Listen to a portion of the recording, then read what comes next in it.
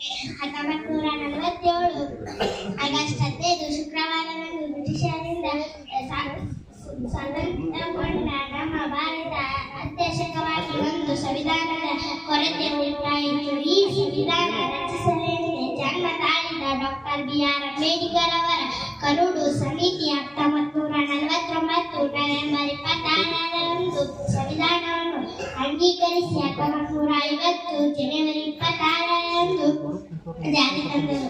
ಭಾರತವೆಂದರೆ ಇದು ಕೇವಲ ದೇಶವಲ್ಲ, ಸಂಸ್ಕೃತಿ, ಪರಂಪರೆ, ತವರೂರು, ಹಸಿದು ಬಂದವರಿಗೆ ಅನ್ನ ನೀಡುವ ದೇಶ ನನ್ನ ಭಾರತ. ಸೊಕ್ಕು ಅಹಂಕಾರ ಬಿಟ್ಟು ಎಲ್ಲ ದೇಶಗಳೊಂದಿಗೆ ಪ್ರೀತಿ ಸ್ನೇಹ ಇರುವ ದೇಶ ನನ್ನ ಭಾರತ.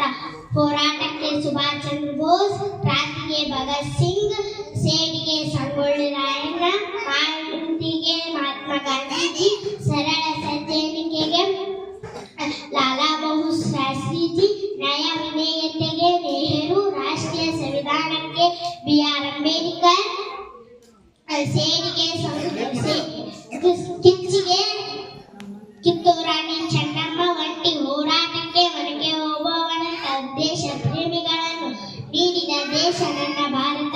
ನಾನು ನನ್ನದು ಎಂಬ ಅಹಂಕಾರವನ್ನು ಬಿಟ್ಟು ನಾವು ನಮ್ಮವರು ಎಂಬ ಭಾವನೆಯನ್ನು ನಾನು ಕನ್ನಡಕ್ಕೆ ಗೌರವ ಪಡೆಯುತ್ತೇನೆ. ನಾನು ಭಾರತನಾಗಕ್ಕೆ ಸಂತೋಷ ಪಡುತ್ತೇನೆ. ಇಡೀ ಊರಿಗೆ ಮಾರ್ಗ